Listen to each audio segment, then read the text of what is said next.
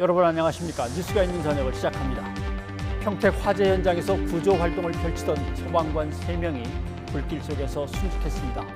화재 현장, 방역 현장 어디서건 국민의 생명과 안전을 지키는 사람들의 안전에 대해서 더 철저히 점검하고 위험과 희생이 없도록 해야겠습니다. 뉴스가 있는 저녁, 먼저 오늘 준비한 주요 내용을 안기령 앵커가 소개해드립니다. 전해주시죠. 예, 오늘의 주요 소식 정리해드립니다. 국민의힘 윤석열 후보와 이준석 대표의 정면 충돌이 이어지고 있습니다. 의원총회에서 사퇴를 촉구하는 결의문이 나오자 이 대표가 장시간 반박 입장을 밝혔습니다. 더불어민주당 이재명 후보는 정책 행보를 이어가고 있습니다. 당은 국회의원이 같은 지역구에서 3선을 초과해 연임할 수 없도록 하는 혁신 방안을 내놓았습니다. 설을 앞두고 정부가 소상공인과 중소기업에 40조 원의 저금리 융자를 지원합니다. 정수품을 역대 최대로 공급하고 청탁금지법 적용 선물 상한액은 30일 동안 20만 원으로 올리기로 했습니다. 경찰이 회사 돈 1,800억 원을 빼돌린 오스템 임플란트 직원을 체포해 조사하고 있습니다. 금괴를 압수하고 계좌도 동결했습니다. 첫 소식입니다. 국민의힘 윤석열 대선 후보가 선거대책위원회 전격 해산을 발표한 지 하루 만에 이준석 대표와 정면 충돌했습니다. 새로 바꾼 선대본부 인선에 이 대표가 반대의 목소리를 냈는데 윤 후보는 당무 우선권으로 임명을 강행했습니다. 박석영 기자가 보도합니다. 선거대책위원회가 선거대책본부로 다시 출발한 첫날, 윤석열 후보가 출근길 지하철역 앞에 깜짝 등장했습니다. 시민들에게 연신 90도로 인사하는 모습으로 눈길을 끌었는데 전날 이준석 대표가 제안한 이른바 연습 문제 하나를 푼 거라는 해석이 나왔습니다. 아침 일찍 이렇게 일터로 나가시는 분들 조금이라도 좀 힘나게 해드리는 일이라면은 언제든지 마다 않고. 이준석 대표의 그 제안이 조금 영향을 미쳤을까요? 의원님 이쪽으로 나오시면 됩니다. 하지만 이 대표는 공식 일정도 아닌데다가 사전에 연락받은 것도 없다며 싸늘한 반응을 보였습니다. 이후 두 사람은 선거대책본부 인선 문제를 놓고 정면 충돌했습니다. 윤 후보가 비공개 최고위원회의에서 권영세 사무총장과 이철규 전략기획부총장 임명안을 상정했는데 이 자리에서 이준석 대표가 이 부총장 임명을 강하게 반대한 겁니다. 부동산 의혹 문제도 있던 데다가 윤핵관들이 여전히 뒤에 남아있는 결과라면서 안건 상정마저 거부했습니다. 지금 상황을 정치적인 상황으로 봅니다. 갈등 해소를 위한 여러 가지 노력들이 있었음에도 불구하고 그것이 온전히 받아들여지지 않은 부분도 있고. 회의 내내 결론이 나지 않자 결국 윤 후보는 당무 우선권을 발동해 권 사무총장과 이 부총장 임명을 강행했습니다. 원희룡 중앙선대본부 정책본부장과 윤재옥 선거대책부본부장 겸 상황실장 임명도 확정지었습니다. 당무 우선권이란 대선 후보가 선출되면 당무 전반의 의사결정권을 먼저 갖는다는 당원 규정인데 이걸 발동한 겁니다. 협의 절차라고 하는 거는 임명권자가 최고회의에 의견을 달라고 의견을 구하는 것이거든요. 그래서 회의가 끝났고 임명 절차를 이제 진행하도록 그렇게 할 생각입니다. 더는 이 대표에게 휘둘리지 않겠다는 정치적 홀로서기에 대한 의지를 보인 것으로 해석됩니다. 전면 쇄신을 외치며 고심 끝에 첫 발을 내디뎠지만 변화가 아닌 갈등으로 번지면서 국민의힘 내용은 악화일로를 걷고 있습니다. 여기에 3월 재보궐선거와 6월 지방선거 공천권을 두고도 후보와 대표의 갈등의 골은 더 깊어질 거란 전망이 나옵니다. YTN 박석영입니다. 야당의 자중질환 속에 더불어민주당의 이재명 대선 후보는 민주당이 그동안 국민의 뜻을 묵살했다고 자세를 낮추면서 변화의 의지를 강조했습니다. 또 부동산 공급을 확대하기 위해 재건축 안전진단 조건을 완화하는 방안도 검토하기로 했습니다. 김태민 기자입니다. 이재명 대선 후보는 한국행정학회와 정책학회, 언론사 공동주관 토론회에 참석해 민주당이 국민에게 미움받는 이유를 이렇게 진단했습니다.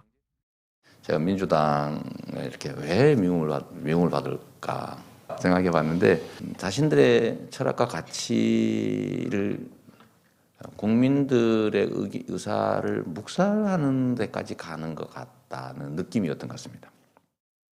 국민 뜻을 무시한 채 정책을 밀어붙이다 시장과 충돌한 부동산 문제가 대표적이라고 강조했습니다. 정치인은 국민의 대리인일 뿐 국민을 지배하려 해선 안 된다고 자세를 낮춘 건데 여기 발맞춰 부동산 공급 확대 방안도 준비 중인 것으로 확인됐습니다. 조만간 수도권 노후단지 주민들과 만나 재건축 안전진단 규제 완화의 필요성을 듣고 공약화하는 방안을 검토 중입니다. 갑론을박 이어지는 기본소득에 대해서도 준비는 필요하지만 당장 하자는 건 아니라고 한 발 물러서며 유연한 태도를 보였습니다. 노동을 통한 소득만으로는 생활이 어려운 상황이 곧 올 수 있다. 그걸 대비해야 된다라고 제가 기본소득을 말씀드린 것이고요. 지금 당장 하자는 건 아니고 준비하자. 대동법 그 합리적인 제도를 정착하는데 100년 걸렸잖아요. 유능한 인재와 좋은 정책은 가리지 않고 쓰겠다고 통합을 내세웠는데 연립정부, 이른바 연정과는 다르다고 선을 그었습니다. 국민이 준 권한을 타인과 마음대로 나눠선 안 된다는 건데 박근혜 정부의 국정농단 사건을 언급하며 야권을 애둘러 비판했습니다. 권한을 대통령에게 부여했는데 딴 사람이 행사하면 안 된다라고 하는 것이 사실은 저번에 박근혜 정부 때의 무슨 사건이죠. 권한과 책임은 일치해야 된다. 이런 가운데 최근 큰 호응을 받은 탈모치료제 건강보험 적용 같은 생활 밀착형 공약은 더욱 강화하기로 했습니다. 포퓰리즘이란 비난에 대해선 수많은 사람의 현실적 고통을 해결해 줄 수 있고 재원 규모도 크지 않다며 지나친 정치 공세라 일축했습니다. 국민의힘의 자중질환 속에 이재명 후보는 관련 언급을 자제한 채 정책 행보에 집중하며 민심에 한 발 더 다가서는 데 힘을 쏟을 계획입니다. YTN 김태민입니다. 더불어민주당이 한 지역구에서 3선을 초과한 국회의원에게는 같은 지역구의 출마를 제한하는 혁신안을 내놨습니다. 당내 찬반 논란 속에 이재명 후보도 찬성하며 힘을 실었습니다. 나연수 기자입니다. 더불어민주당 정당혁신추진위원회가 정치교체와 기득권 내려놓기를 내세운 1차 혁신안을 발표했습니다. 청년 후보자 선거 기탁금 50% 하향과 함께 동일 지역 3선 초과 연임 제한을 골자로 합니다. 민주당 당규 개정을 통해 동일 지역구에서 3회 연속으로 선출된 국회의원이 후보자 신청을 할 시 무효로 하며 이를 즉시 시행할 것을 요청합니다. 21대 국회 민주당 3선 이상 국회의원은 43명, 소속 의원 4명 중 1명꼴입니다. 혁신안대로라면 이 가운데 같은 지역구에서 3선 연임한 의원 16명은 당장 2024년 총선에서 현 지역구 공천을 받을 수 없게 됩니다. 민주당 소속의 한 3선 의원은 입법상으로도 위헌 소지가 있는 데다 3선이라는 기준도 자의적이라고 반발했습니다.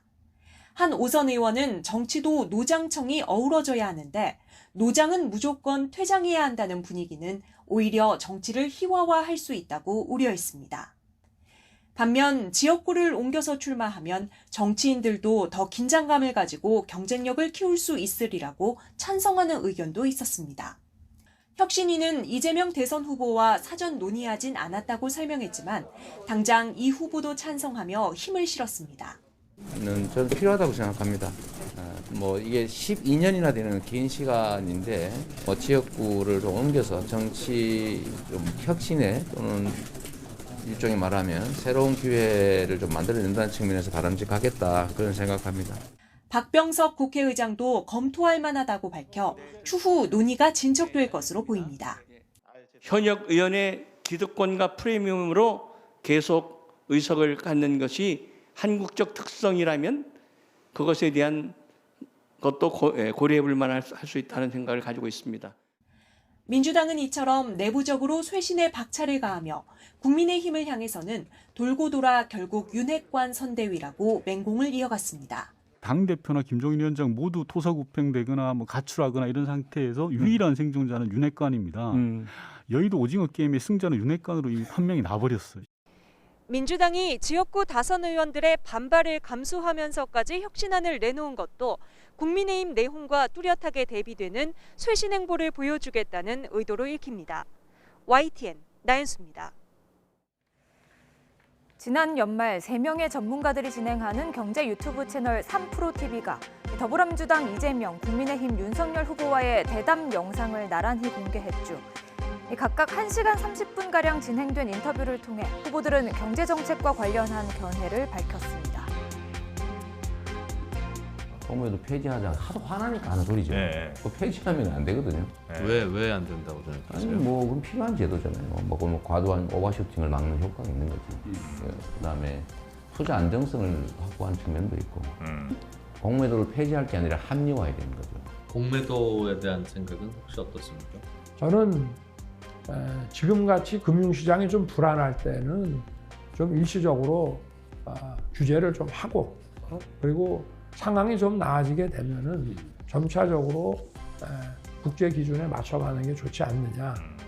전면 금지도 안 맞고 그렇다고 전면 허용할 수도 없고. 정부의 시장 개입과 관련한 답변도 들어보실까요? 금융의 원천은 국가 권력이고 신뢰잖아요. 우리가 사회의 모든 영역에는 소위 이제 하후상박 또는 억강부약의 원리가 작동해요. 약한 사람은 좀 더 많이, 강한 사람은 좀 절제시킨다. 이게 작동하지 않는 하나의 영역이 딱 있습니다. 그게 금융이에요. 오죽하면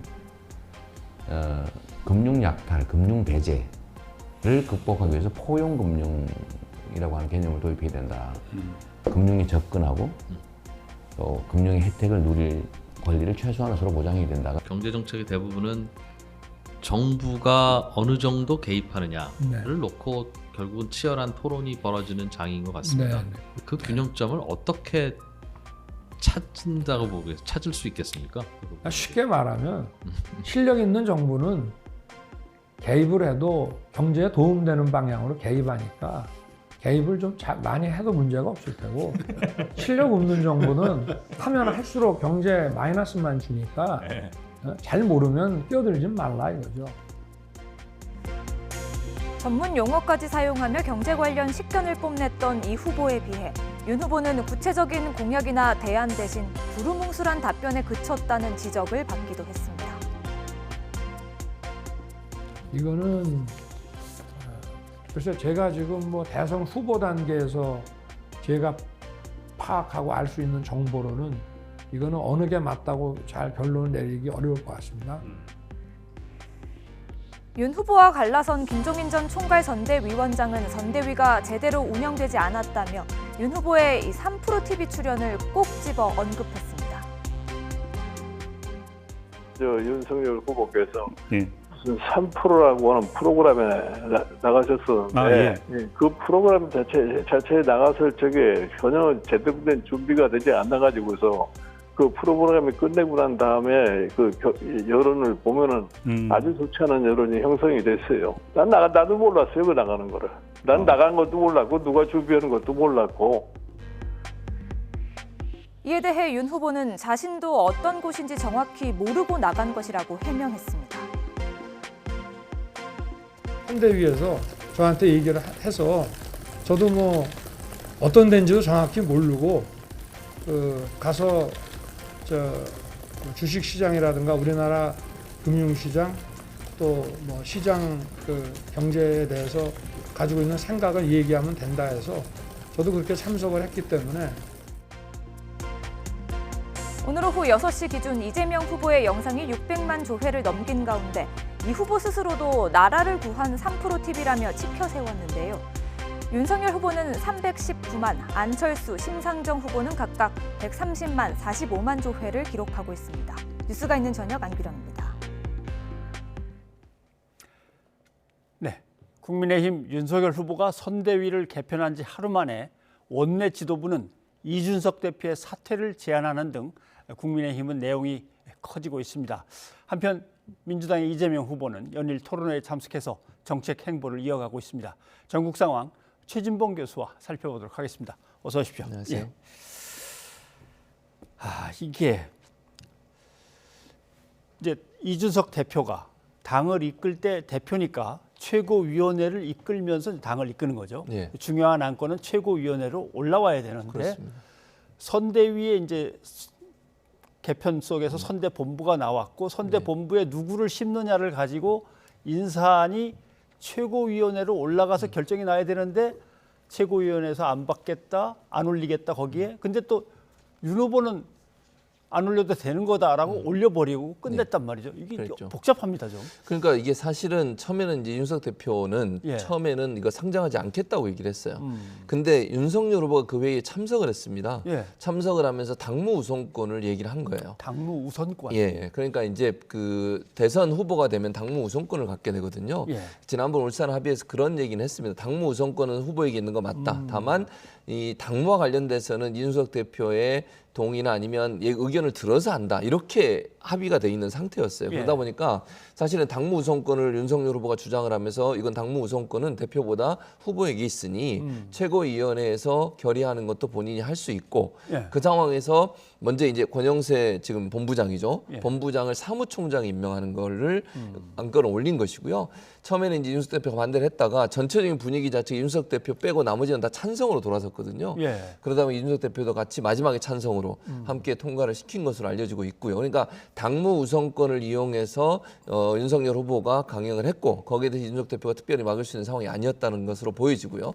그러나 이제 그 뒤에 부총장을 임명하는 과정에 있어서 약간 논란이 있었어요. 그러니까 사무부총장을 임명하는 과정에 있어서는 윤석 대표가 좀 반대를 했었고요. 반대한 이유 중에 뭐 이거 언론에 보도된 내용에 따르면 이태규 부총장이죠. 이 부총장 같은 경우 윤핵관으로 분류될 수 있다라는 이유로 반대를 했었는데 이것도 역시 통과가 됐습니다.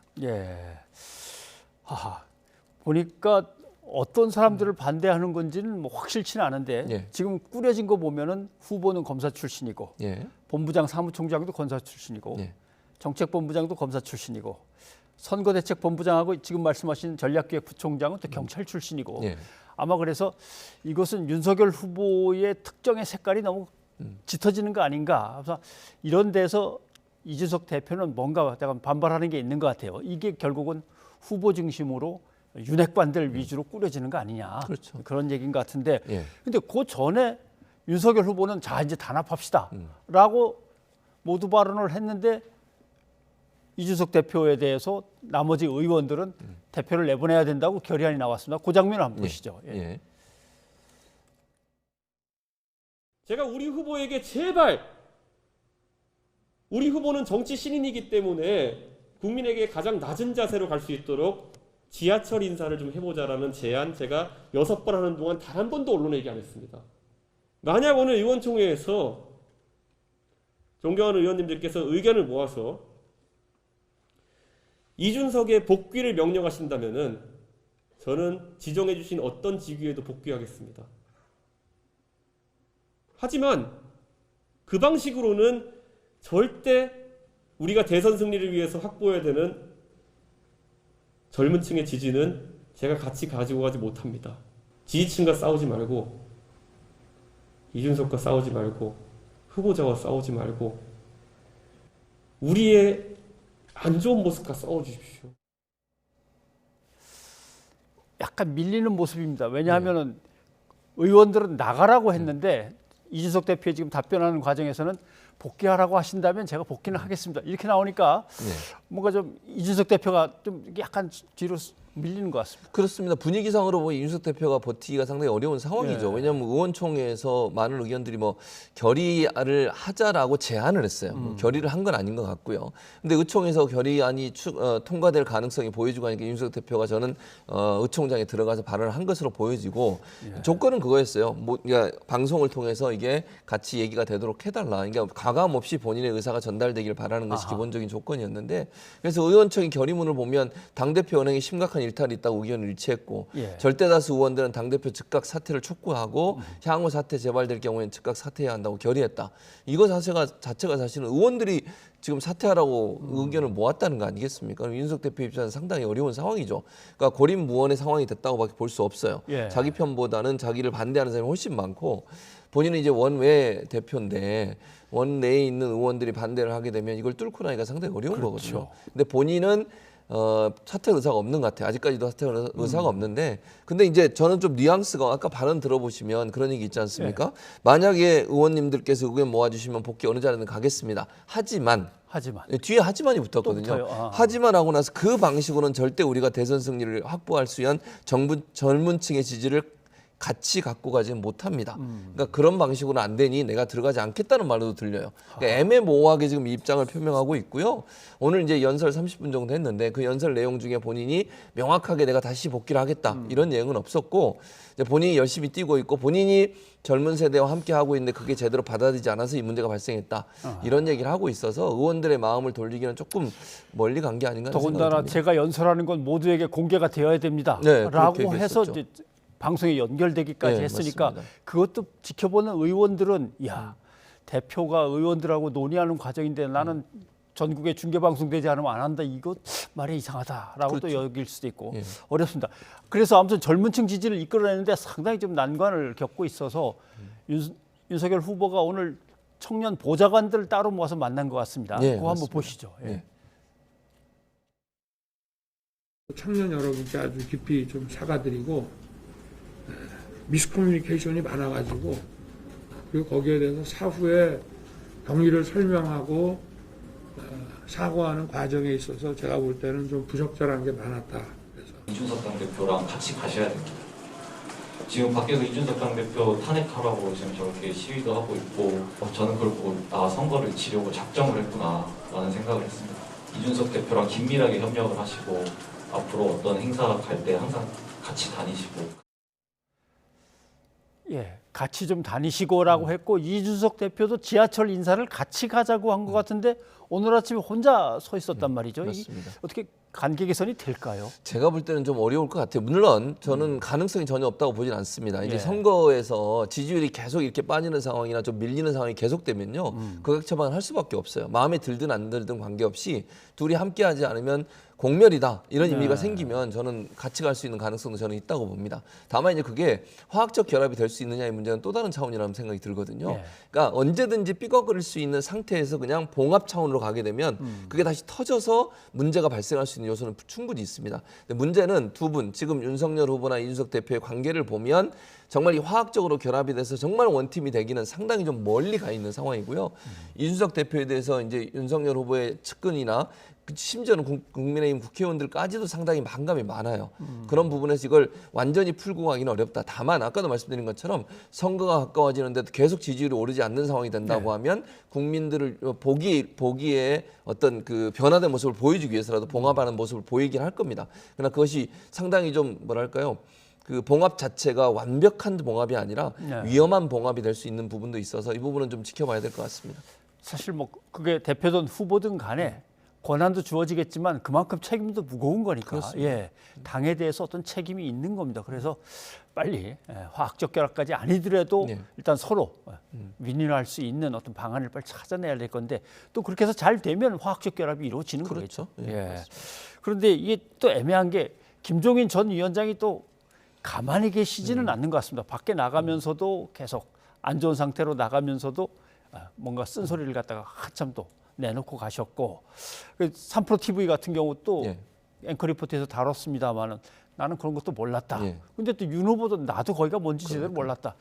이걸 어떻게 이 봉합을 해야 될지 모르겠습니다. 이 두 사람의 관계도 당에서 나가긴 했지만 봉합이 뭔가 돼야 될 것 같아요. 맞습니다. 그래서 사실은 김종인 전 선대위원장 같은 경우도 오늘 인터뷰에서 그런 얘기도 했습니다. 본인이 총괄 선대위원장으로 갔는데 이미 선대위가 꾸려져 있어서 실제 여러 가지 보고 못 받은 게 많고 인사 관련해서는 전혀 보고가 안 됐고 총괄 선대위원장이지만 본인을 패싱하는 일도 있었다라고 얘기를 하셨어요.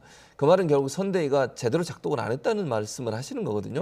3프로 TV도 마찬가지로 선대위원장이 후보가 그렇게 어떤 언론, 그게 물론 유튜브긴 합니다만 SNS라 하더라도 중요한 언론에 나가서 발언하고 어떤 모임에 가는데 그걸 전혀 모르고 있었고 파악이 안 됐고 심지어는 후보도 어느 프로그램이 어떤 성격인지도 모르고 갔다는 거 아니겠습니까? 그렇게 된다고 하면 선대위가 제대로 작동이 됐다고 보기 어려워요. 선대위가 만약에 후보가 어느 방송이나 아니면 어느 SNS에 나가시게 되면 어떤 프로그램이고 어떤 내용이고 어떤 질문이 가능하니까 이런 예상 질문에서 답변을 준비하고 이렇게 가야 되는 거죠. 그걸 전혀 모르고 그냥 갔다고 하면 선대위원장도 모르고 후보도 모르는 상태에서 섭외가 되고 그 섭외가 진행됐다면 선대위가 정말 긴밀하게 또는 후보 중심으로 잘 대응하고 있는 부분이라고 보기 어려웠다는 거죠. 이번에 이제 어쨌든 개혁을 하고 선대위 다 해체하고 새로운 슬림화된 본부로 가지 않습니까? 이 본부가 이런 부분들을 잘 해낼 수 있어야 돼요. 앞으로 이런 부분이 또 노출된다고 하면 문제가 되고 어제도 잠깐 이제 논란이 좀 있었지 않습니까? 전화로 이제 청년들을 만나는 문제가 그렇죠. 또 논란이 있는데 그것도 사실은 처음 2030을 위해서 열심히 하겠다고 발언한 그날 문제가 발생하니까 이게 더 큰 비난을 받을 수밖에 없는 상황이 되는 것 같습니다. 아무튼 이런 어려움 때문에 아마 윤석열 후보도 떠나는 김종인 위원장에게 나가셔서 좋은 조언 좀 많이 해주셨으면 좋겠습니다라고 당부를 한 것 같은데 그게 잘 안 됩니다. 그러잖아 빨리 돌파구를 찾아서 지지율을 다시 끌어올려야 됩니다. 이거 어떤 방안이 있겠습니까? 저는 다시 그러니까 선대위가 아까 제가 말씀드린 여러 가지 문제점들이 노출되는 부분들을 예방할 수 있는 선대위로 가야 된다고 저는 봅니다. 그러니까 전문성을 갖고 있는 선대위에 중요한 역할들을 할 수 있는 분들이 들어와야 된다고 봐요. 그러니까 예를 들면 이게 가까운 분들, 물론 가까운 분들의 조언을 전혀 듣지 마라 이렇게 얘기할 수는 없지만 기본적으로 소위 논란이 되고 있는 윤핵관이라고 하는 분들이 이선부터 해야 된다고 저는 보고요. 정말 큰 틀에서 조언을 할 수 있지만 실제 선대위는 선거에 유리하고 또 선거의 전문성을 갖고 있는 분들이 들어와서 역할을 해줘야 돼요. 그렇지 않으면 사실은 잘못된 정보가 들어올 수도 있고 그랬을 경우에는 잘못된 판단을 하게 되는 거 아니겠습니까? 그럼 선거에서 안 좋은 영향을 미칠 수밖에 없고 오늘 청년 보좌역들 만나서 얘기 들었지 않습니까? 그런 얘기들을 적극적으로 귀담아 드려야 한다고 저는 봐요. 그게 무시돼 버리거나 그런 얘기들을 귀담아 듣지 않게 되면 결국 민심과 다른 형태로 선대위가 작동될 수 있는 부분. 중요한 건 선대위를 슬림하게 꾸리는 것 출발은 잘했습니다. 이제 문제는 그 선대위가 정말 실제적인 역할을 할 수 있는 전문성을 갖고 있는 사람들로 꾸려질 수 있도록 후보가 좀 더 면밀하게 살피고 그 부분을 구성하는데 역할을 해야 된다고 저는 봅니다. 뭐 윤석열 후보가 공부할 시간을 좀만 좀 주십시오 했는데 사실 그 시간은 이제 말씀하신 직능별 전문성을 갖고 있는 사람들 지역별로 뭔가 조직력을 갖고 있는 사람들을 다 찾아가지고 이제 엮는 작업이 시간이 필요한 거겠죠. 자, 이재명 후보 얘기로 좀 가봐야 될 것 같습니다. 토론회에 계속 참석해서 정책들을 막 쏟아내고 있는데 오늘 상황은 어떤지 한번 좀 보시죠.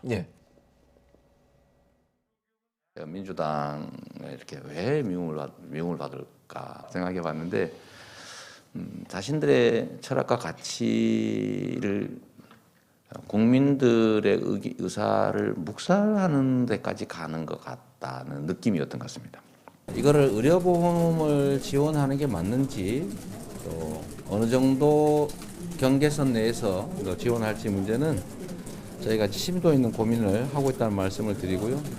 일단 재원 규모도 그 전체 의료보험 지출액에 비하면 무슨 타격을 줄 정도로 대규모가 아니기 때문에 지나친 정치 공세라는 생각이 듭니다. 상당히 뉘앙스가 묘한 발언이긴 한데 민주당이라고 하는 정권, 그다음에 문재인 정부라고 하는 정부의 성격을 볼 때 뭔가 운동권 철학을 얘기하려고 했는지는 모르겠습니다만 어떤 철학이나 가치를 너무 움켜쥐고 있어서 현실적인 게 안 나오더라고 그런 얘기인가요? 이게 실용주의예요. 한마디로 말씀드리면 그러니까 이재명 후보 하면 실용주의를 계속 얘기하고 있지 않습니까? 물론 그게 야당에서는 공격의 포인트가 되기도 해요. 왜 재난지원금 한다 그랬다 안 한다 그랬다 다시 한다 그랬다 이런 얘기들이거든요. 그러니까 이게 실용주의라고 하는 게 뭐냐면 포기할 때는 과감하게 포기할 수 있는 용기도 필요하다는 거죠. 예컨대 가치라는 건 있습니다. 예를 들면 지금 이재명 후보가 얘기했듯이 민주당이 미움받는 것 중에 하나가 철학과 가치를 국민의 의사를 묵살하는 데까지 사용했다는 거예요. 국민의 의사를 묵살. 그게 철학과 가치는 중요한데 그 철학과 가치가 국민들의 생각과 반대로 가고 또 국민들이 원하는 방향으로 결과를 내지 못했을 경우에는 과감하게 포기할 수 있는 용기도 필요하다는 얘기죠. 그게 이제 이재명표 실용주의라는 건데 그걸 저는 얘기했다고 봐요. 그러니까 민주당이 국민들로부터 지지를 얻지 못했고 과거에 뭐 지금도 물론 완벽하게 다 회복됐다고 볼 수는 없겠지만요. 그런 부분들은 결국 예를 들면 부동산 정책이든 어떤 정책들을 실행하는 과정에 국민들이 아니라고 하는데 국민들은 반대라고 하는데 우리의 기본적인 이념과 철학은 이거기 때문에 이거 계속 밀어붙인다. 이런 것이 과연 정치냐. 하는 부분에 대해서 이재명 후보가 지금 문제를 제기한 걸로 보여지기 때문에 철저하게 실용주의적 관점에 접근하는 거라고 보여지고요. 하나 이제 두 번째 얘기했던 것은 이제 탈모 관련된 거지 않습니까? 이재명은 심는다. 이게 엄청난 지금 인터넷상의 영향을 미치고 있고 예. 이제 홍보가 잘 되고 있는데 네. 이 부분을 강조하신 것 같아요. 왜냐하면 탈모 인구가 1,000만 정도 되는데요. 그게 남성 여성 관계없이 다 포함되어 있는 거고요.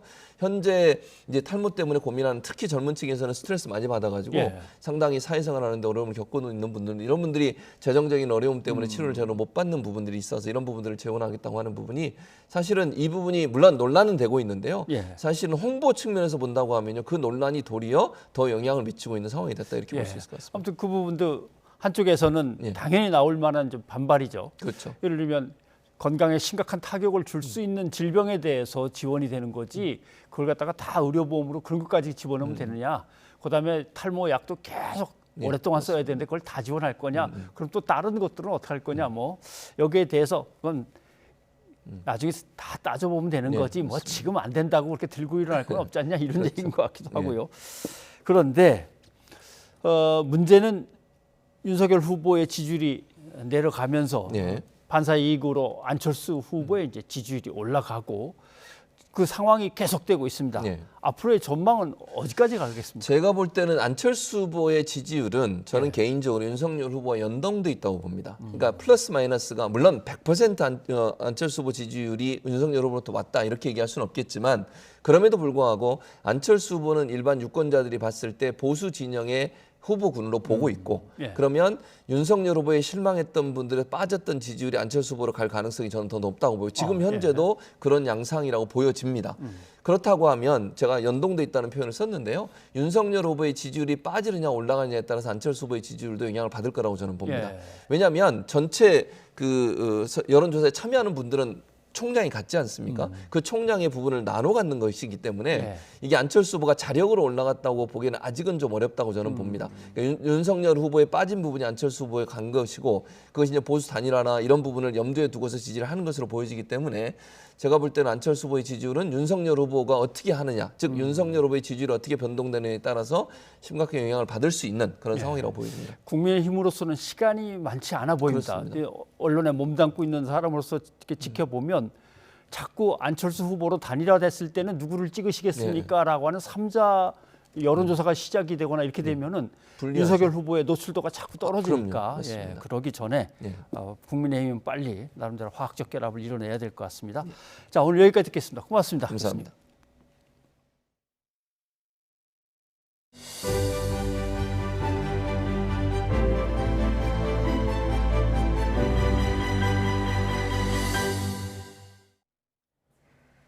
뉴스가 있는 저녁은 2030 세대를 통해 바라보는 대선 연속 기획으로 청년 세대의 속내를 전해드리고 있는데요.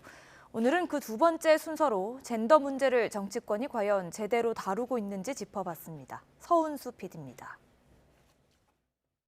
여성 폭력을 해결하고 또 기후위기에 대응하고 좌우를 넘어서 전진하는 대한민국을 만들겠다고 약속해 주셔서 함께하기로 했습니다. 페미니스트 정치인 신지혜 씨를 깜짝 영입하며 여성 지지층 확보에 기대감을 나타냈던 윤석열 후보. 하지만 당내에선 신 씨 영입 이후 2030 남성 지지율이 떨어진다는 비판이 계속됐습니다. 결국 신 씨는 영입 2주 만에 새시대위원회 수석 부위원장직을 사퇴했고 윤 후보는 애초에 없어도 될 논란을 만든 내 잘못이라며 신 씨 영입을 사과했습니다. 이를 두고 윤 후보가 여성 문제 해결에 진정성을 갖고 신 씨를 영입한 게 아니라 지지율 견인 요소로만 본 게 아니냐는 비판이 나옵니다. 청년 여성들의 표를 더 얻겠다는 그런 이제 계획이었을 텐데 너무 쉽게 내쳐졌죠. 그 청년 여성들이 제기하고 있는 문제에 대해서 후보 캠프가 얼마나 진지하게 이 문제를 생각했는가 한번 묻고 싶고요. 젠더 문제를 중요한 정책적인 사안으로 보기보다는 지지율을 올리는 데 사용하는 매우 소비적인 행태. 더불어민주당 이재명 후보도 비슷한 비판을 받습니다. 이 후보는 최근 한 유튜브 채널 출연을 앞두고 이른바 남초 커뮤니티의 해당 채널이 여성 편향 채널이라는 글이 올라오기 시작하자 돌연 출연을 취소했습니다. 여야 후보들이 젠더 문제의 본질에 집중하기보다 2030 지지율 확보에만 급급하고 특히 20대 남성 유권자, 이른바 이대남 표심을 지나치게 의식하는 것 아니냐는 지적이 나옵니다. 정치권이 젠더 문제에 민감하다고 여겨지는 이대남 표심에 집중하기 시작한 건 지난해 4.7 재보궐선거 이후. 당시 서울시장 보궐선거 출구조사에서 20대 남성 72.5%가 오세훈 후보를 지지한 것으로 나타났습니다. 20대 남성 유권자의 결집력을 확인했다는 판단에 여기에 전략을 집중하기 시작한 겁니다. 하지만 20대 남성 유권자가 젠더 이슈에만 반응한다는 것은 착각이며 2030 세대를 이분법으로 보는 건 역시 위험하다는 게 전문가들의 분석입니다.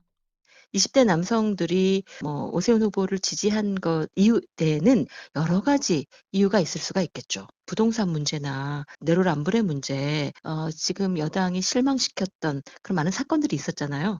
그것에 대한 총체적인 심판이라고 봐야지 그것을 젠더 문제다, 젠더 갈등이다라고 해석하는 것은 굉장히 왜곡된. 그런데 문제는 2030 세대들이 이런 어떤 이분법적 구도에 대해서 대단히 비판적인 세대라는 겁니다. 정치권이 그런 식으로 전략으로 가도 정치적 효과를 얻기가 쉽지가 않을 것이다.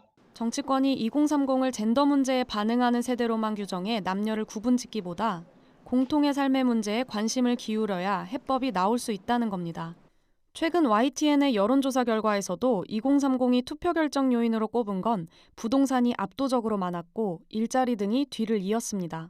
지금 중요한 일은 이 눈에 보이는 20, 30대의 그 젠더 갈등 뒤에 과연 어떤 근본적인 또 구조적인 문제가 놓여 있는가. 양극화는 심화되고 좋은 일자리는 점점 줄어들고 주거, 소득 이런 문제에 집중해서 해결책을 찾아보는 게 더 중요한 일이라고 생각합니다. 젠더 대선이라는 말이 나올 만큼 정치권이 민감하게 반응하는 젠더 이슈. 하지만 문제의 근본 원인에 대한 고민 없는 접근과 공약은 결국 공연불에 그칠 수밖에 없습니다. YTN 서은수입니다.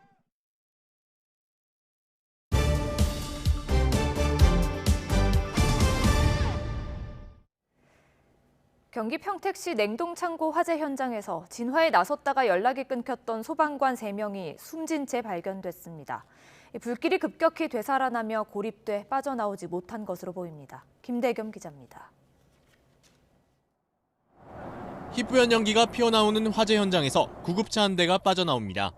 냉동창고 신축 공사 현장에서 화재 진압 작전에 투입됐다가 실종된 소방대원 3명이 발견된 겁니다. 인명수색을 위해 건물 안으로 들어갔던 대원 5명이 갑자기 연락이 끊긴 건 오전 9시 10분쯤. 2명은 자력으로 대피했고 나머지 3명은 내부에 고립됐다가 3시간 반 만에 구조됐지만 이미 호흡과 맥박이 없는 상태였습니다. 나중에 발견된 3명에 대해서는 3명 다 심정지 상태로 발견됐고요. 심정지로 판정이 됐습니다. 전날 밤 첫 화재 발생 직후 관할 소방서 인력과 장비를 모두 투입하는 대응 1단계가 발령됐고 밤샘 진화 작업으로 7시간 만에 불길이 거의 잡혔습니다. 하지만 2시간 뒤 꺼지는 듯했던 불길이 갑자기 커지면서 최대 5개 소방서가 동원되는 대응 2단계가 발령됐고 100여 명에 달하는 인력과 장비 수십 대가 투입됐습니다. 화재가 발생한 지 하루가 지났지만 내부에는 아직도 꺼지지 않은 불씨가 남아있고 매캐한 연기도 계속 피어오르고 있습니다. 내부에 투입된 소방관들 모두 공기호흡기 등 안전장비를 착용하고 있었지만 엄청난 양의 유독 연기에 화를 피하진 못했습니다.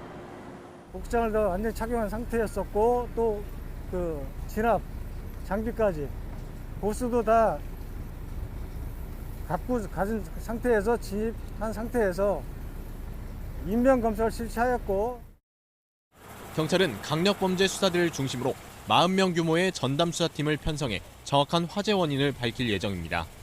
처음 불이 시작된 것으로 추정되는 건물 1층을 중심으로 화재 원인을 밝히고 건축법이나 소방관련법 위반 여부에 대해서도 함께 들여다본다는 방침입니다.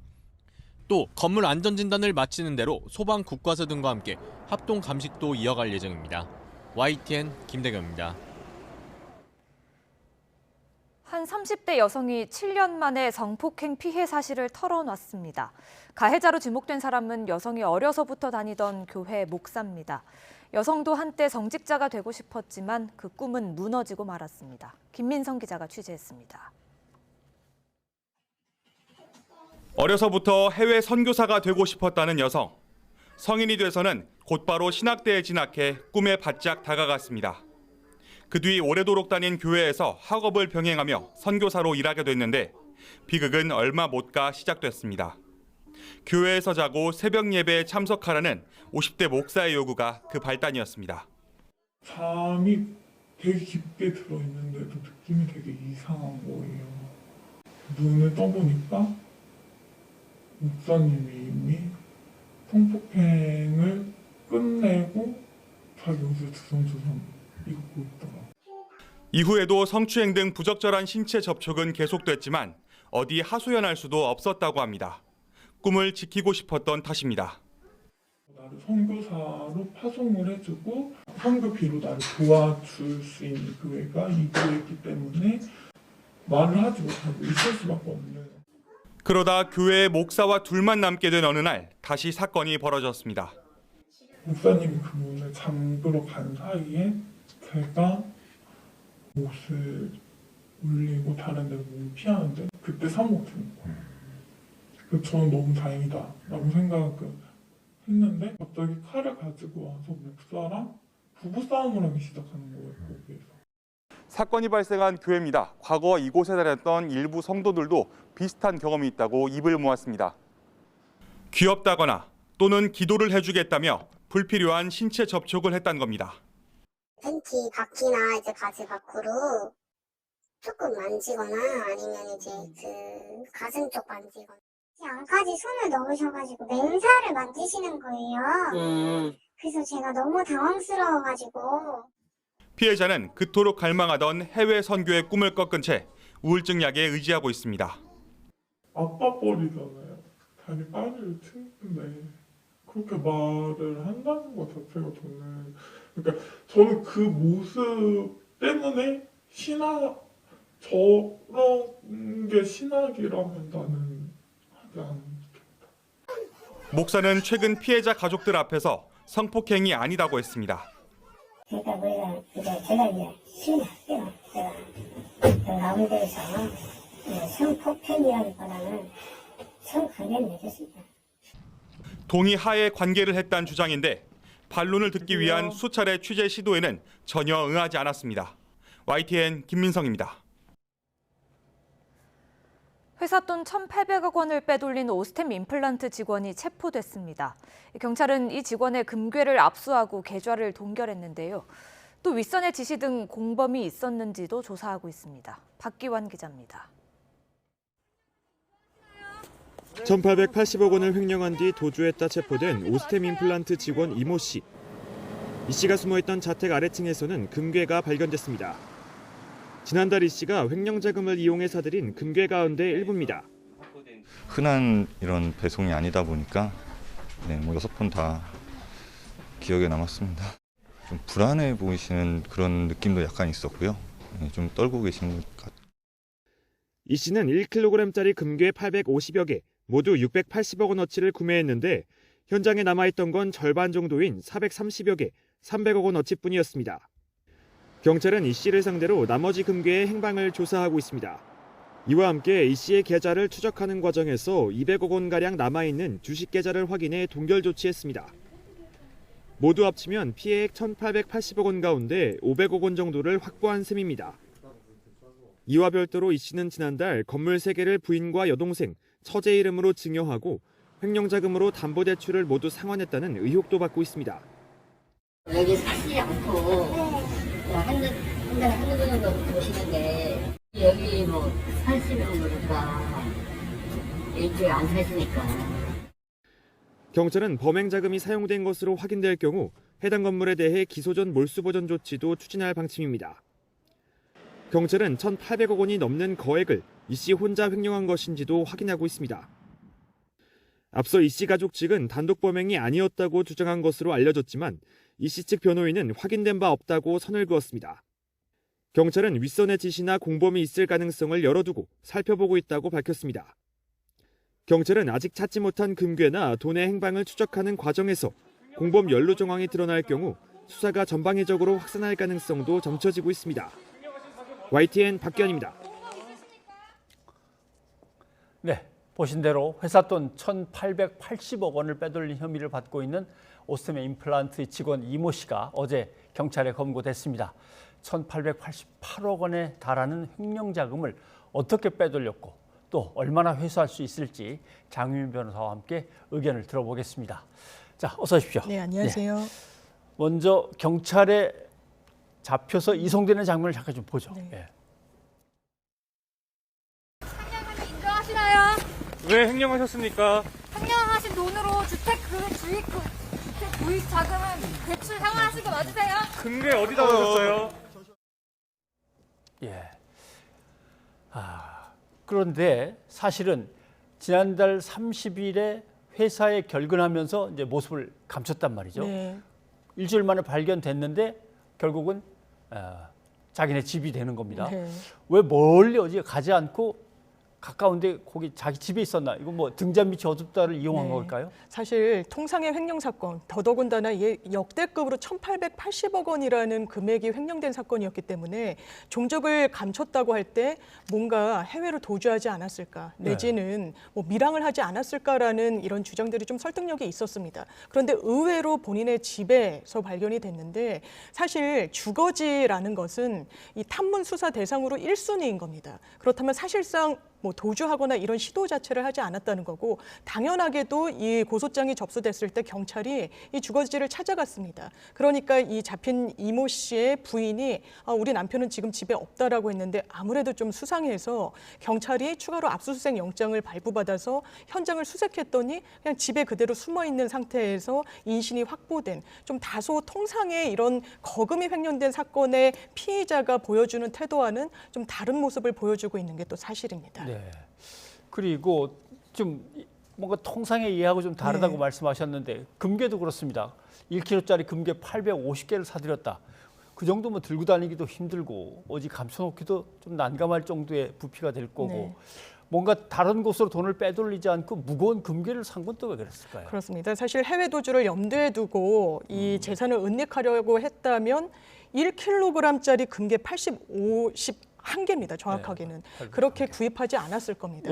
850개가 넘기 때문에 무려 한 거의 1톤 정도 되는 이렇게 무거운 재산 형태로 이것을 바꿔놓을 필요가 있었을 것인가. 그리고 이 사람 같은 경우에는 이 한국 금거래소에 가서 직접 본인이 이걸 매수를 합니다.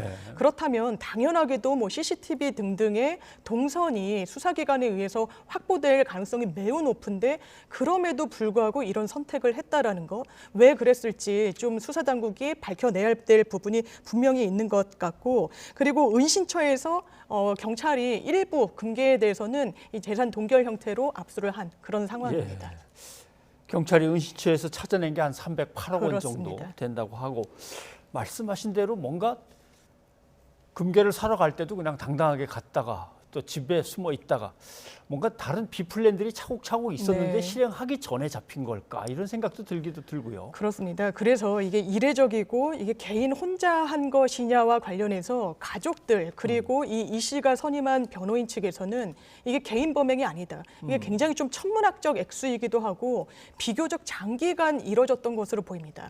이 회사 측에서는 지난해 말에 비로소 결근하면서 이 사실관계를 알게 됐다라고 하는데, 이 범행 수법이라는 것도 이 회사의 남은 잔액 증명서를 그냥 위조하는 형태로 굉장히 간단한 방식으로 이 범행을 지속했다라는 점에 있어서 과연 이 부분을 왜 회사가 놓치고 제대로 점검이 안 됐는지 좀 의아한 부분이 있는 것도 사실이고요. 그리고 이 사람 같은 경우에는 동진 세미칼이라는 회사의 주식을 무려 1,430억 원어치를 매수한 적이 있습니다.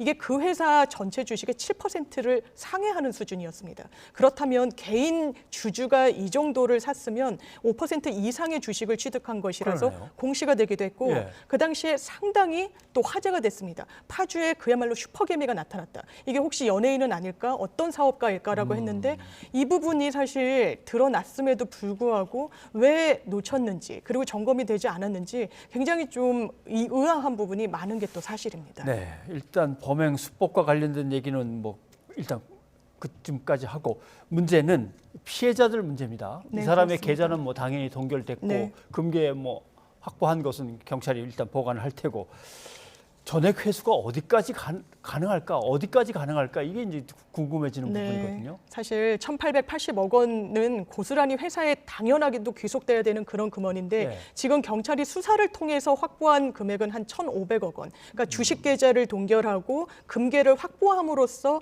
동결한 자산이 그 정도라고 합니다. 그럼 300억 원 정도가 비게 되는데 이 씨 같은 경우에는 한 2년 전부터 가족 회사를 세워서 뭔가 부동산 관리 회사를 세우기도 했고 5년 전부터는 이 일대에 파주 일대에 또 땅을 사기도 했었습니다. 그러면서 뭐 부인 이름, 처제 부부의 이름 이런 식으로 가족들에게 증여를 했기 때문에 이미 그런 자산은 제3자 명의로 돼 있기는 하지만 사실상 사회행위 취소라고 해서 본 채무자, 그러니까 이 횡령금을 반환시킬 의무가 있는 이 피의자에게 재산을 원상복귀를 시켜놓고 이 자산에 대해서 집행을 해야 되는 이런 민사적인 조치가 또 후행적으로 따라와야 이 재산적인 처분에 대해서는 완료가 될 것이라고 생각이 듭니다. 가족에게 증여하곤 한 건물들에 대해서는 그러면 절차를 밟으면 그걸 회수해서 회사가 손실보상이 쓸 수도 있겠군요. 그렇습니다. 횡령금 같은 경우에는 뭐 반드시 기계적으로 몰수추징 대상금으로 처리되는 것이 아니기 때문에 민사적으로 집행 가능한 자산으로 돌려놓고 그 이후에 사실상의 어떤 재산적인 조치를 취해야 될 것으로 생각됩니다. 네, 알겠습니다. 그런데 재무관리팀이긴 하지만 이 재무회계를 관리한다고 해서 1,000억이 넘는 돈을 갖다 팀장급 혼자서 이게 가능은 한가요? 그래서 계속해서 나오는 것이 이게 윗선 개입이 있었던 거 아니겠느냐라는 겁니다. 나오는 거는 뭐 회사가 인지한 시점은 근래라고 하지만 그렇죠. 이 이전으로 좀 소급해서 이상했던 행보들이 분명히 나오는 부분도 있고 일단 변론 전략도 아무래도 이게 단독 범행이 아니라고 할 텐데 당연하게도 회사 입장에서는 회사는 몰랐다라고 이야기합니다. 왜냐하면 뭔가 윗선과의 같은 공모관계가 있었다라고 판단을 받으면 조직적으로 지속적으로 됐다라고 법적인 평가를 받을 수밖에 없게 되고 그렇다면 이 해당 법인이 사용자 책임의 이 책임 정도가 상당히 더 올라가게 될 겁니다. 그렇죠. 그렇다면 지금부터 소액 주주들 물론 2만 명이 넘는다라고 하는데 이런 문제 제기가 예상되는 상황에서 이 회사로서는 해당 회사로서는 지금 꼬리 자르기를 할 수밖에 없는 또 그리고 실체적인 사실관계는 또 들여다봐야 되는 그런 상황인 것으로 보입니다. 네. 하하. 근데 이게 횡령 의혹을 1년 전에도 받았다고 하는데 이 재무관리라고 하는 곳은 상당히 심각하고 엄격하게 다루는 곳이어서 그런 의혹이 있는 사람들은 완전히 좀 배제시키거나 할 텐데 뭐 계열사로 옮겨 다니면서 계속 재무관리를 시켰다고 하니까 자꾸 의심이 이제 더 가고 하는 것 같습니다. 예, 그런 부분도 상당히 짚어봐야 됩니다. 왜냐하면 역대급인 게 그 이전에 최대치로 횡령했던 금액이 한 890억 원 정도였습니다. 그렇다면 이 1,000억 원을 더 상회하는 1,880억 원이란 게 과연 개인이 은닉할 수 있는 그런 성격의 규모의 돈인지에 대해서는 당연히 상식선에서도 문제 제기가 있을 수밖에 없는 그런 상황입니다. 자, 그러면 일단 여기에서 피해를 본 사람들은 이걸 피해를 어떻게든 보상을 받아야 되는데 소송이 한두 가지가 아닌 것 같습니다. 그렇습니다. 일단은 잘못된 분식회계 보고서나 뭐 예를 들면 사업 보고서 같은 게 나왔을 테니까 거기에 대해서 이제 손해배상이 있을 수 있고 주식이 뚝 떨어진 것도 손해배상. 그렇습니다. 또는 소액주주 입장에서는 대체 감사 이사들은 뭐 했냐? 경영의 책임도 물어야 되고 이렇게 되는 거겠죠. 그렇습니다. 오스템 임플란트 같은 경우에는 여러 가지 소송을 이제 제기를 당할 것을 염두에 둬야 될 것 같은데요. 일단은 부실 이런 기재에 따른 사업 보고서를 만들었다는 부분, 제대로 이 회계감사 내용이 반영되지 않았다는 부분. 사실 1,880억 원이라는 게 이 영업이익에서 제하게 되면 이 회사의 어떤 영업이익은 손실로 전환하게 된다라고 그렇죠. 합니다. 그렇다면 주식을 매수한 주주들 입장에서는 이 회사의 정확한 공시된 어떤 재무제표를 알지 못한 채 주식을 매수한 게 됐기 때문에 당연하게도 손해배상 그리고 주주 대표 소송 등이 가능하게 되고 주주 대표 소송 같은 경우에는 주주들이 0.01% 이상의 상장 주식 회사 같은 경우에는 이 의견들을 모아서 이 제기를 하고 경영진이 뭔가 주주에 반하는 선택을 한 경우에 제기할 수 있는데 특히나 이 법인 같은 경우에는 제대로 해당 직원이 심지어 뭐 1년 전에도 같은 문제가 있었다면 관리감독 의무를 소홀히 했다라고까지 판단받을 수 있는 부분이 상당히 높아서 법적인 책임에서 면책되기는 상당히 어려울 것으로 사료됩니다. 그러면 주식을 샀다가 주식이 거래 정지되는 바람에 휴지 조각이 돼버리는 사람들은 직접 뭔가 청구를 해야 되나요? 그렇습니다. 이게 또 상장 폐지 요건에도 이 회사가 해당하게 됩니다. 물론 상장 폐지까지 가지는 않겠지만 이미 거래 정지 조치 등의 처분을 받았기 때문에 주주로서는 이미 주식 가치가 하락하는 손해를 안게 될 수밖에 없었고 그 부분과 관련해서 이 개인에 대해서도 문제 제기를 할 수 있겠지만 궁극적으로 재력이 좀 더 있는 이 법인을 상대로 이 손해배상 소송은 지금 집단 주주 소송 형태로 제기할 수밖에 없는 그런 국면이라고 판단됩니다. 알겠습니다. 예, 오늘 여기까지 하겠습니다. 장윤 변호사님 고맙습니다. 네, 감사합니다.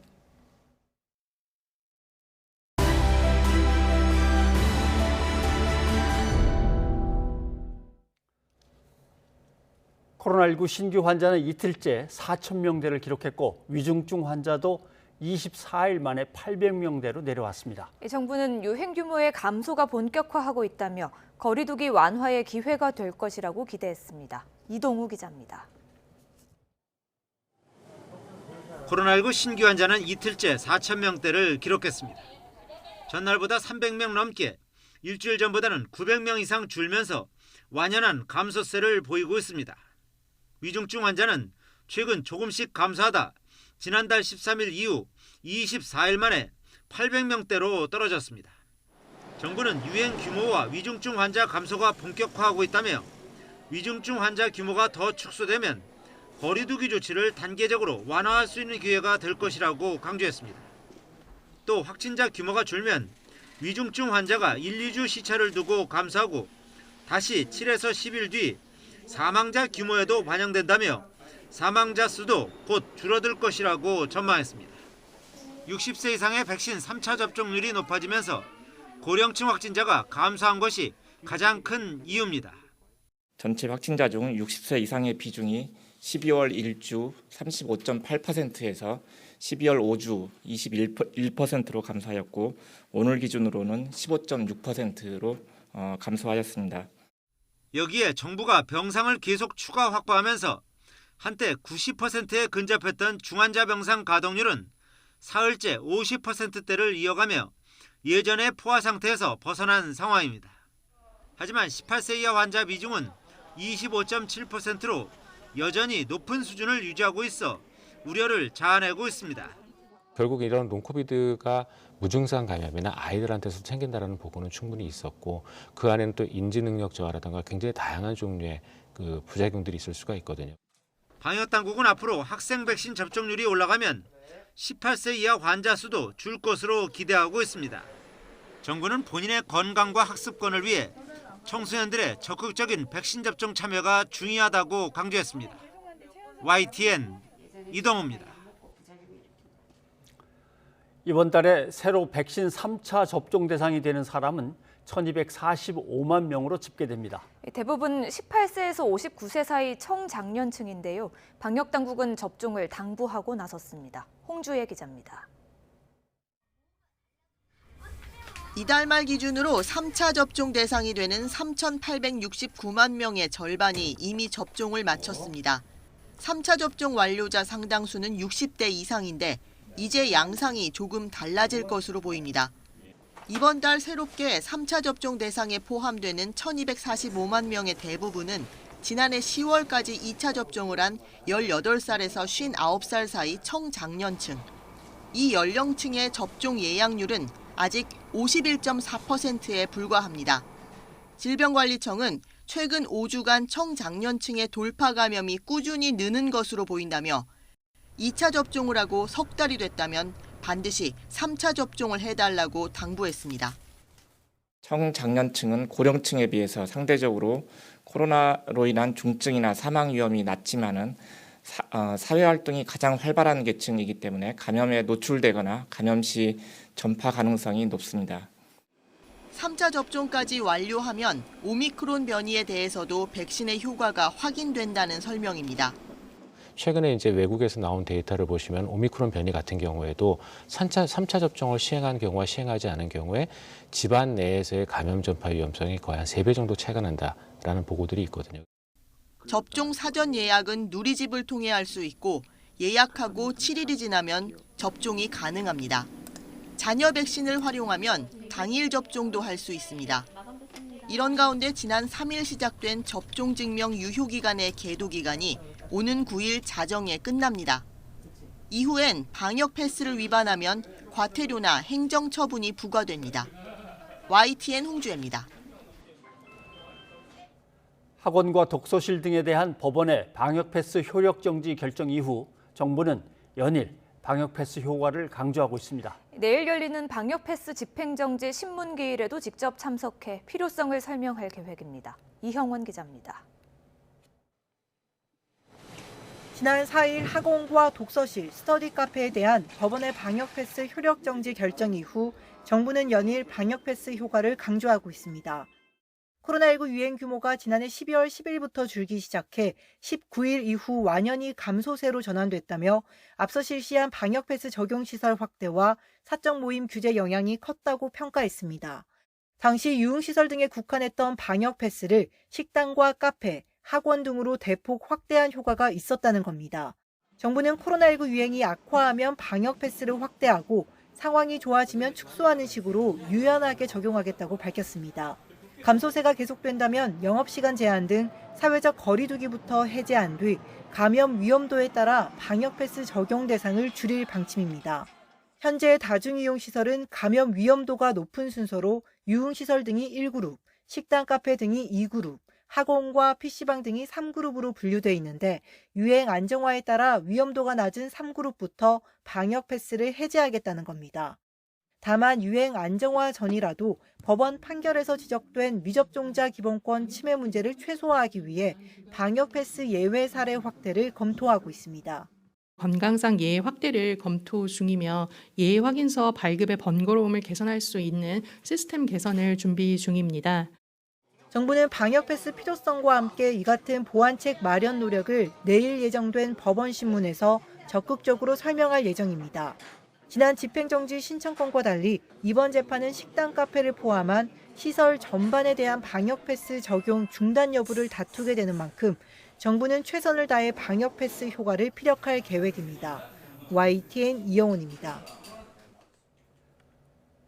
정부가 설 민생 안정 대책을 내놨습니다.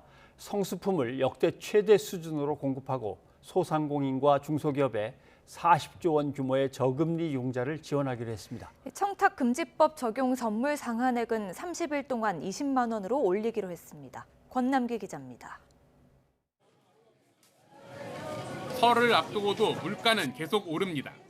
과일이나 고기 몇 개 사면 워낙 그 부담이 커서 항상 가격을 너무 많이 보는 것 같아요. 옛날에는 그냥 부담 없이 담았는데 설 때 자주 쓰는 사과는 10개 기준으로 평년보다 4,000원 넘게 올랐고 삼겹살은 100g에 700원, 달걀도 30개들이 한 판에 600원 가까이 올랐습니다. 치솟는 물건값에 정부가 역대 최대 물량의 성수품을 지난해 설보다 일주일 빨리 시장에 풀기로 했습니다. 평소 공급량의 1.3배 수준입니다. 역대 최고 수준인 20만 4천 톤을 공급하고 가격 급등 원재료 대상으로 세제 금융 지원도 확대해 나가겠습니다. 물가 안정책과 동시에 소비도 지원합니다. 농축수산물 할인 쿠폰을 활용하면 설 성수기엔 최대 2만 원까지 싸게 살 수 있습니다. 5에서 10% 싸게 사서 전통시장에서 쓰는 온누리 상품권은 구매 한도를 모바일 기준 100만 원까지 올립니다. 계속된 거리두기로 연말연시 대목을 놓친 소상공인에 대한 지원도 추가됩니다.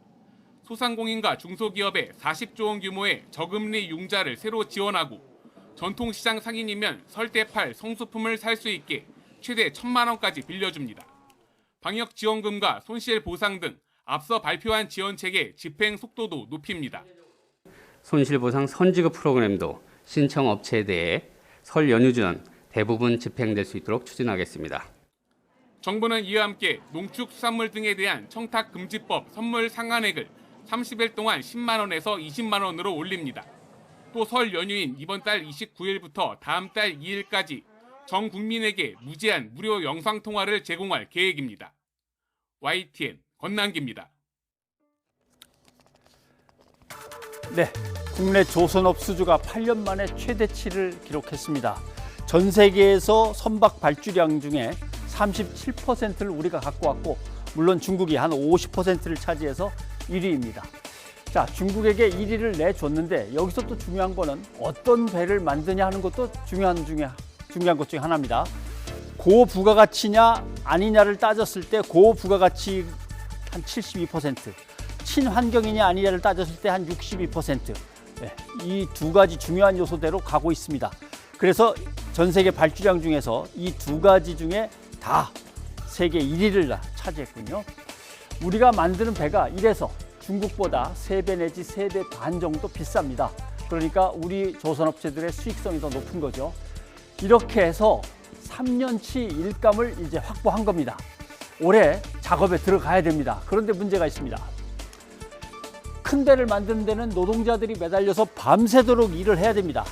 그런데 울산, 전남, 전국적으로는 8,000명 이상 일손이 부족합니다. 하청업체, 재하청업체의 노임 단가가 너무 낮습니다. 그러니까 그 사람들은 잔업을 하고 특근을 해서 낮은 노임 단가로 인한 손실을 갖다가 채워내야 되는데 주 52시간 근무제 등등 기업에게 여건이 불리한 것들이 있어서 이게 잘 안 돌아가면 잔업도 못하고 특근 수당도 못 받고 그러다 보면은 끝난 다음에 투잡해서 벌어야만 먹고 살 수 있습니다. 여러 가지 조선업의 복잡한 것들이 얽혀 있는 겁니다. 그동안의 조선업 침체와 구조조정으로 배를 만드는 전문 인력들은 다 제조업이나 반도체로 옮겼습니다. 평택이나 이천 이런 데 많이들 가 있죠. 전국에서 이런 조선업 전문 인력들을 다시 불러 모아야 됩니다. 그런데 원청이나 협력사나 다들 노동자한테 제대로 대우를 해줘야만 전국에서 모여들지 환경 좋고 임금도 괜찮은 반도체에 있다가 갑자기 배 만들러 또 오겠습니까? 예. 그리고 가능한 한 미래를 생각해서 양질의 정규직 자리도 많이 만들어야만 됩니다. 그런데 이게 업체들만으로 되는 일이 아닙니다. 보시면 산업통상자원부가 구조와 시스템을 만들어줘야 되고 고용노동부는 지원할 것들을 갖다 가능한 한 최대한 지원해줘야 됩니다. 적어도 최저 생계비 수준으로는 뭔가 올려줘야만 사람들이 오죠. 이거 갖고 또 끝나는 게 아닙니다. 간단하게 해결되지 않습니다. 또 보십시오. 법무부는 외국 인력들을 지금 한 20%까지만 쓰게 돼 있을 텐데 이 고용 비율을 어떻게 조절할 거냐도 그때그때 판단해서 해야 되고요. 절차도 간소화시켜줘야 되고 또 출입국 문제가 생기면 멀리 시외버스 타고 가서 하는 게 아니라 그 자리에서 할 수 있도록 사무실도 좀 가까이 가줘야 되고요. 지방자치단체가 해야 될 건 더 많습니다. 예, 멀리서 하던 걸 그만두고 배 만들러 오면은 2주 정책비 정도, 주거비 정도는 지원을 또 해줘야 되고요. 자, 저는 기자니까 여기까지만 하면 되는데 대통령은 이 모든 게 잘 끝날 때까지 일이 끝나는 게 아닙니다. 그 다음에 또 조선업의 불황기가 닥쳐옵니다. 반드시 그 대책까지도 준비를 해놔야 됩니다. 그러니까 공부 열심히 해야 됩니다. 현상욱의 앵커 리포트였습니다.